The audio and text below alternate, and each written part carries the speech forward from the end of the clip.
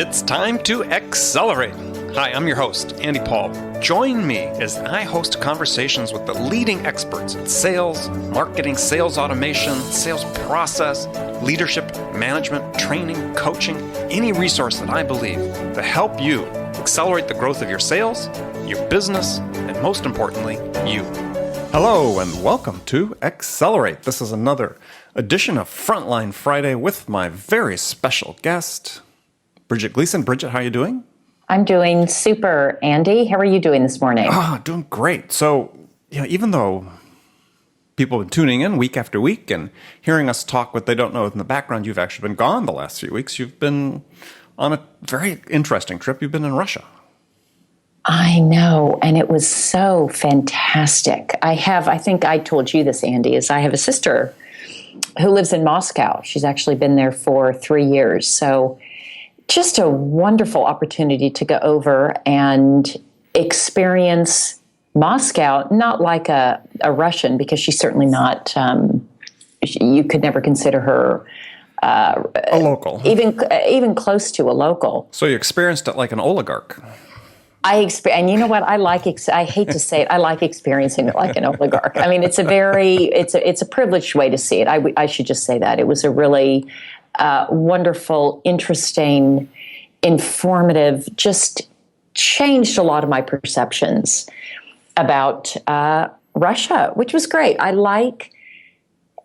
think even relating back to business and what you and I do, it's often good to step out of kind of the paradigm that we're used to being in, to step out of the way that we're used to thinking about things, step out of the way that we, Think about people. Think about people, just the groove that we're in, to step out for a bit and then step back in. And Moscow really afforded me that time to do that. So it was just a super, super trip. Yeah, I mean, I remember, I did business back in Moscow before the fall of the Berlin Wall, as a matter of fact, back when it was still Soviet Union. And, you have these perceptions of, these sort of dour, communist apparatchiks, as they call them. And could have been nicer, warmer, friendlier people that we dealt with on that trip that, really sort of sets your preconceived notions all on their ear. Yeah, which is, again, what I really appreciated. I don't know what I was expecting to see, but Moscow is, I guess I was expecting sort of a dark, cold, gray, industrial-like city, and I found myself in this beautiful, architecturally stunning, very green, modern, almost European city. Stunning, clean. It was fascinating. I don't know that everybody wants to hear everything about Russia. I could go on for quite a long time. Welcome to Accelerate, the sales travelogue. Exactly. Maybe that would be fun. Okay. But it was a great trip. Thank you for asking. All right, we'll do that on the next episode. So the topic for today is about sales philosophy. Does everyone in sales need to have a sales philosophy?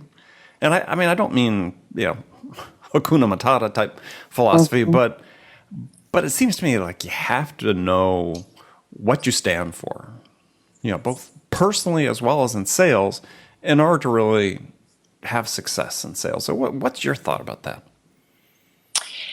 Yeah, I think it's interesting. To me, it's also philosophy. Maybe another way to think about it is the culture. Mm-hmm. Is what's the sales culture? And I think it's important to know what your own sort of personal sales philosophy is. And I'll give an example so that you make sure that philosophy is compatible with an overarching sales culture in an organization. So, for example, my early career in sales, I worked for Xerox. And Xerox's sales culture is one that is very collaborative. It's very team-oriented. It's very customer-centric. And while one might think, well, that should be everybody's sales culture, it isn't. There are quite a few sales organizations that are much more, and while they may not state this explicitly, it's definitely implicit in the way that sales reps and sales team operate around get every dollar you can, maximize it for the company, play for, I'm here as a sales rep, I'm here to make as much money as I can. So my own personal philosophy was very much in line with Xerox's sales culture. I'm naturally just more thinking about the customer, and I don't want to say on the side of the customer. I have to be, a sales rep needs to watch out for the interests of both their prospect or customer as well as the company. But my own personal philosophy around customer first, very team oriented, do right by the customer, sales will come. I've always looked for alignment with the culture of a sales org. Yeah, I mean, I think that and part of what motivated the question is that some recent experience with some sales reps and so on, where they seem to think that their sum total of their existence was to sell something, and to me, that's not going to get you very far, right? If all you're thinking about is just I have to sell this thing, this product that we're selling, you're really operating in a deficit because really, you have to have a bigger understanding, a bigger picture of what it is you're trying to accomplish, and really embody that in the actions you take and every step that you take during the day. And so, for me, a philosophy sort of starts with, at a personal level, is because customers are so sensitive to when they're meeting people. Our antennae are really up. We're really focusing on this new person, trying to sort of discern what it is that they're like and what they're going to do for me. And so you really have to, at the personal level, embody these traits that are going to engender trust in the customer. Do you have integrity? So you think, well, gosh, that's a simple thing to talk about. We've all got integrity, or I've got integrity. But we all don't have integrity. But we all don't. But we all don't. And you know it. You know it when you meet somebody that doesn't. I know. And the issue that I've seen, though, Andy, is as humans, we are not naturally that self-aware. And so I think you could ask everybody, do you have integrity? And they'd say yes. And yet you see lots of different points in time and activities that demonstrate the opposite, demonstrate a lack of integrity. And yet they, for some reason, who they identify with and the person who they think they are is not consistent with the actions that they exhibit on a day-to-day basis. So how do you get that alignment? Well, you and I have talked about this before. I am a huge believer in coaching, particularly at any level. I'm a believer in coaching. It can be expensive. So sometimes some companies will pay for it, which is great. Oftentimes individuals and executives will pay out of pocket. And then there's also a lot of sort of self-study that you can do on the topic. But I think unless you really have as an individual, a desire and a commitment to self-awareness, it's not going to happen. And then, like you talk about this alignment, you have to look, it comes down to then just actions. And that's what you have to base it on, is not personally what I believe, or even back to the original question, the philosophy, but it's what actions are okay here and which ones aren't. Well, and I think you really hit on a key point, which is I'm glad you brought that up, because people tend to think that a philosophy is something that, like, it's just a mindset. But it's part mindset and it's part actions, right? You have to embody your philosophy in what you do. And so, to your point, a great point is that if you think that you're having a hard time building this sort of trust based relationship with prospects, and it seems to be sort of a barrier, then you do need to take a step back and say, what am I doing in my life, in my work life, in my personal life? Am I really embodying this level of integrity that's really required to become this trusted advisor? Because if I'm not, people are going to sense it right away. And then take that step back and say, well, what can I change to really align what I'm doing with my philosophy? And some of what you're talking about, Andy, actually a lot of it, that in and of itself requires a level of self-awareness. It requires courage.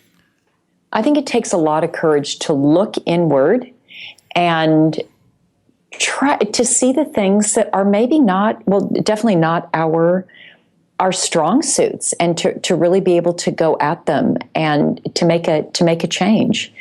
It's why part of what's also helpful in coaching, or even just having someone to hold you accountable, is I, by definition, do not know where my blind spots are.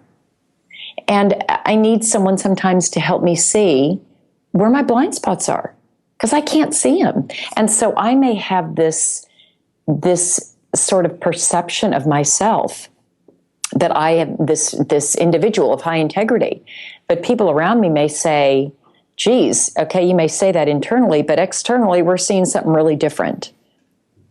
It requires a trusting relationship to be able to have that conversation with somebody, and the receiver of that information really committed to wanting to have that information. Because if you don't want to hear it, it's going to fall on deaf ears and probably just cause more trouble.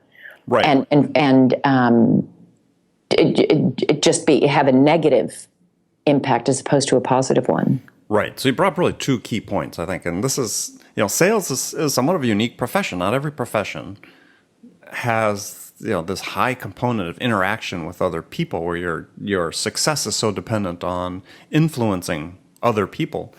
Right. And so, one, you talked about self-awareness, is if you want to have a long successful career in sales, is the ability to be very pragmatic in your self-assessment of what you do well and what you need to improve is absolutely key. I mean, if you don't have that to me, that's the base, right? Because if you're not aware of the fact you have shortcomings, and then to your second point, if you're not prepared to go get the advice, the coaching, the feedback, the accountability to help you change and become better, without those two, you're sort of absent that philosophy of service orientation, building trust, being there for the prospect that you really need in order to do well. Yeah, and it's, companies talk a lot about culture, and they'll have, 5 statements, and they'll put up posters, and they'll talk about them at all hands meetings.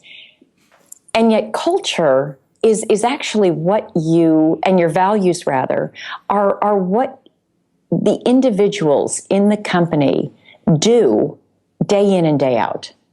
And so, as you've said, the two can't be disconnected. And I see too often, not both at the sales team level and the company level, the two are disconnected. We say these things. We say this is our philosophy. We say these are our values.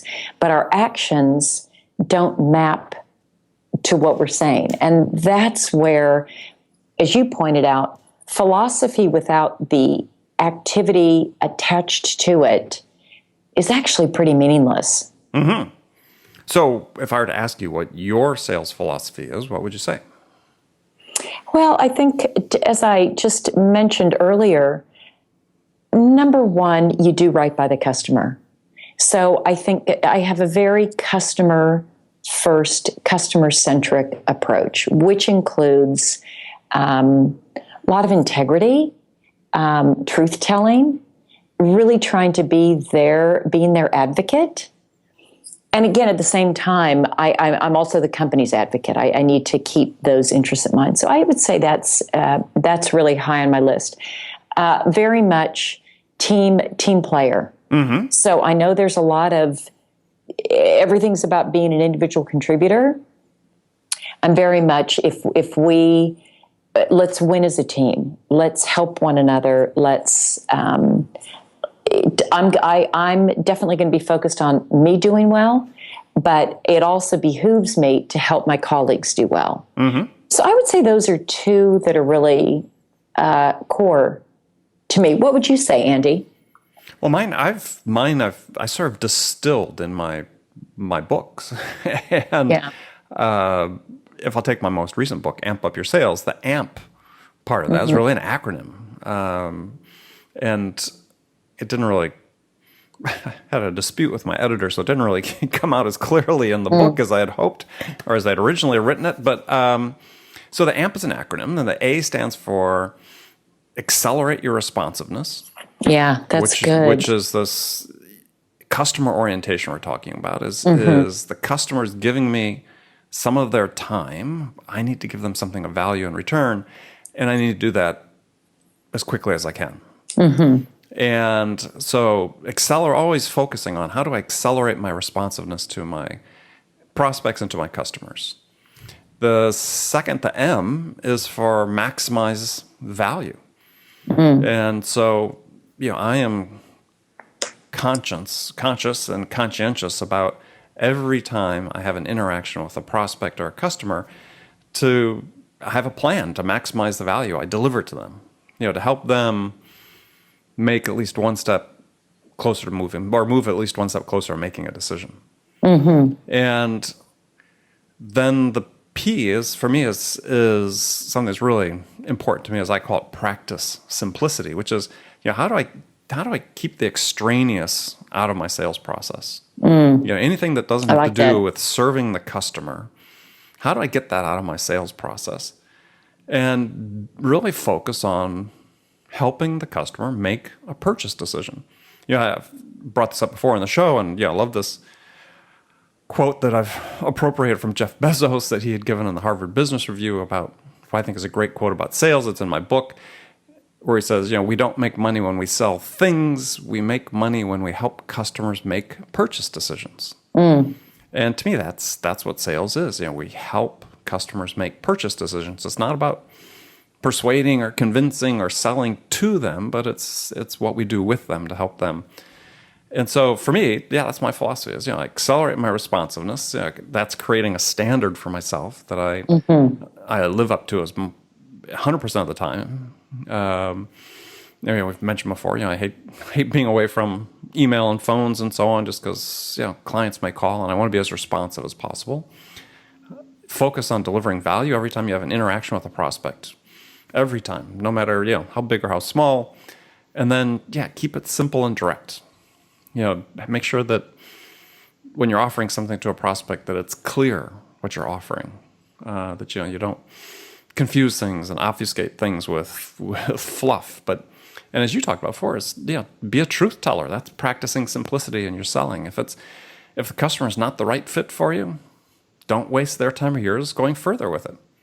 If to me, it's one of the things when I work with companies and, we go and do a pipeline review, if they're really focused on this,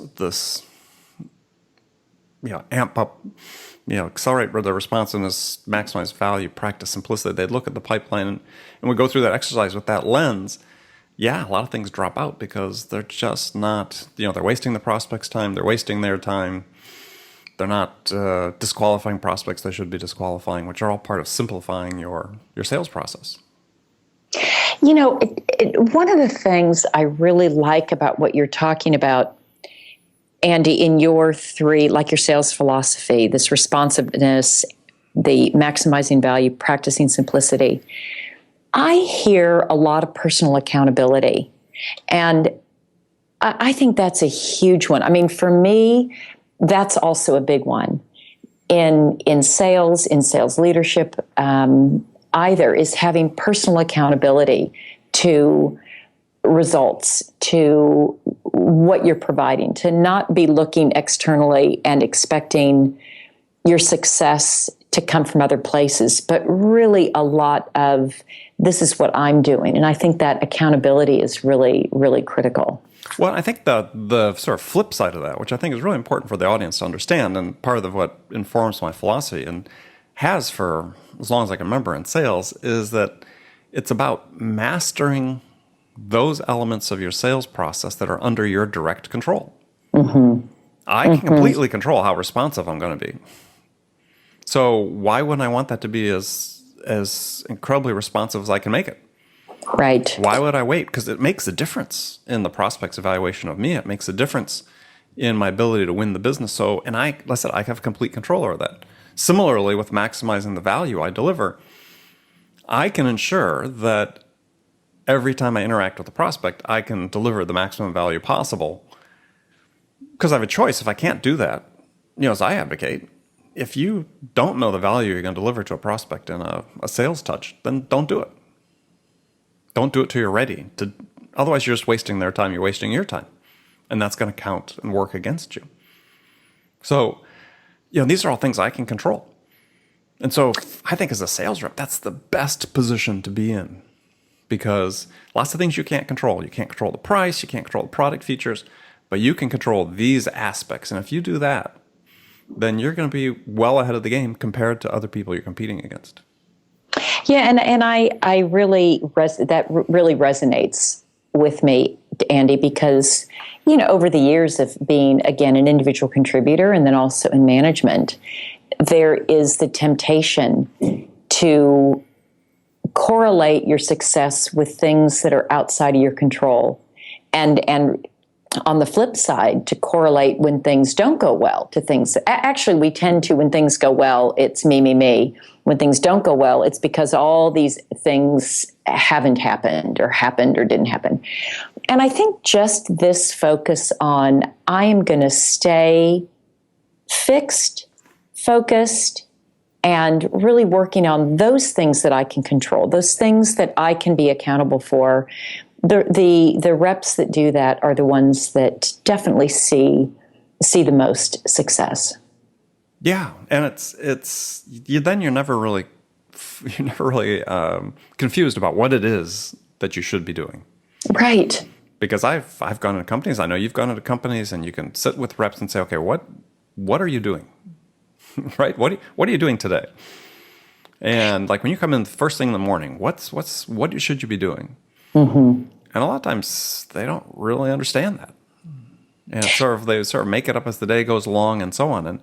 And when you've got this sort of well-defined, customer-focused philosophy about selling, then your day becomes much more clear. Well, like you and I've said, is you've got the philosophy well understood, as well as the activities that align to that philosophy. And then it's much easier, okay, if this is my philosophy, and these are the most important activities related to this philosophy, this is how my day should roll out, and this is what it should look like, and this is the time. Our calendars are great indicators of where our priorities are, and then again, what our philosophy is. So I think it's great to start with the philosophy and then move outward. What do activities look like? How do I manage my time? What does it look like based on this being sort of the North Star of who I am and what I believe? Exactly. So we would like to hear from you, the listener, about what your sales philosophy is and what you think is important. And so, as we've said before, as you submit this to us, you can send it, it could be a video, it could be a voice, it could be just an email. Send it to andy@zerotimeselling.com. We'd love to hear from you, and we'll feature it on one of our upcoming shows. Sounds great. All right. Well, Bridget, as always, it's been fantastic. I look forward to talking to you again next week. Excellent. I look forward to it as well. Have a great rest of the day. And everybody, thank you for listening, and we'll talk to you next week as well. Thanks for listening to the show. If you like what you heard and want to make sure you don't miss any upcoming episodes, please subscribe to this podcast on iTunes or Stitcher.com. For more information about today's guest, visit my website at andypaul.com.